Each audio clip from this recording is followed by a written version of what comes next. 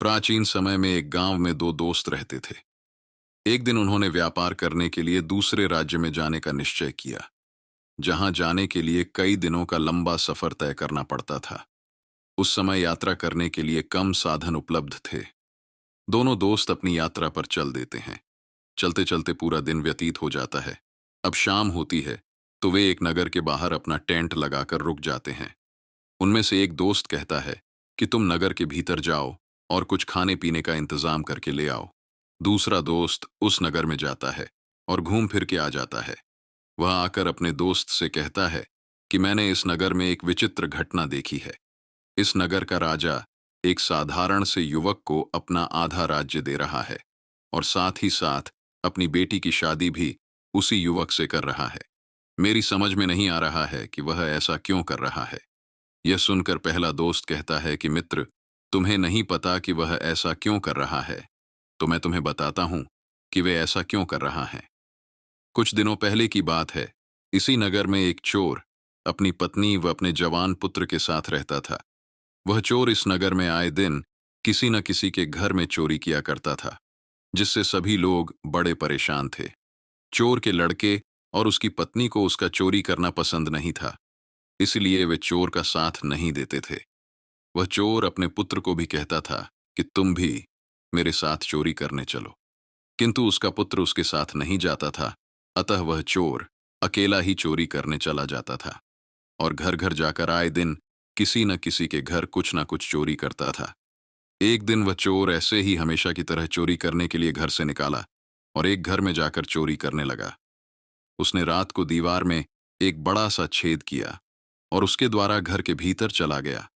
वह चोर चोरी करके वापस निकल रहा था, तो उसने जैसे ही अपना मुंह उस दीवार के छेद में से बाहर निकाला, उस घर के लोगों ने उसे पीछे से पकड़ लिया।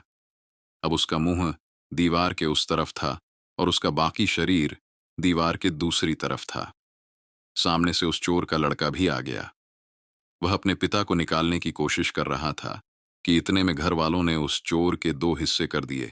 जो सिर था वह चोर का बेटा लेकर चला गया और धड़ेच वहीं पर पड़ा रह गया। अब यह बात राजा के पास तक पहुंची कि वह चोर पकड़ा गया है और मर भी गया, लेकिन हम उसकी पहचान नहीं कर पा रहे हैं। तो राजा ने कहा कि इसका अंतिम संस्कार किया जाए, इसके लिए चिता चुनी जाए। और राजा ने पूरे नगर में यह ऐलान करवा दिया कि बिना धड़ के चिता जल रही है। यदि किसी में हिम्मत है तो उस धड़ के साथ उसका सिर भी उसकी चिता में लगा दे। यह बात उस चोर के बेटे ने भी सुनी। उसने अपने पिता के सिर को उसकी चिता में रखने का निश्चय कर लिया।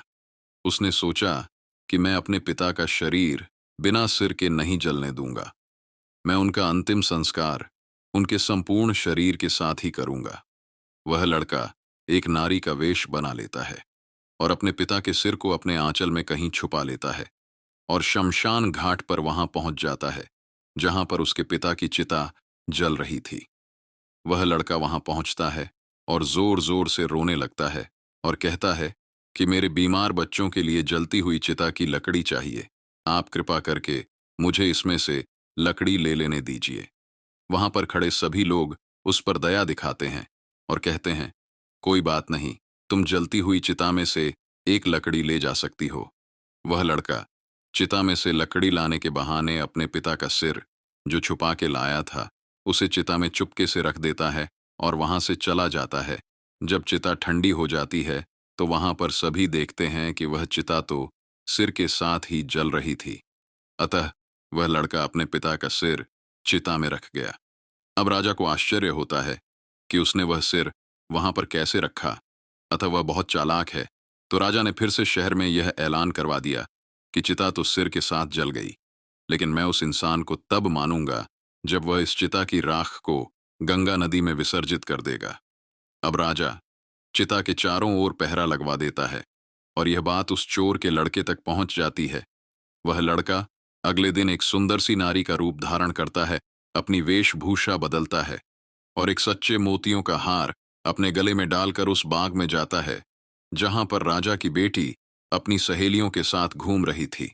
वह राजकुमारी और उसकी सखियों के बीच में शामिल होकर उनके साथ घूमने लगता है और घूमते घूमते वह उन्हें उसी जगह पर ले आता है जहां पर वह चिता जली थी। क्या वह लड़का अपने पिता की राख को विसर्जित कर पाता है? जानने के लिए हमारे चैनल को सब्सक्राइब कीजिए और बने रहिए हमारे साथ अगली वीडियो में।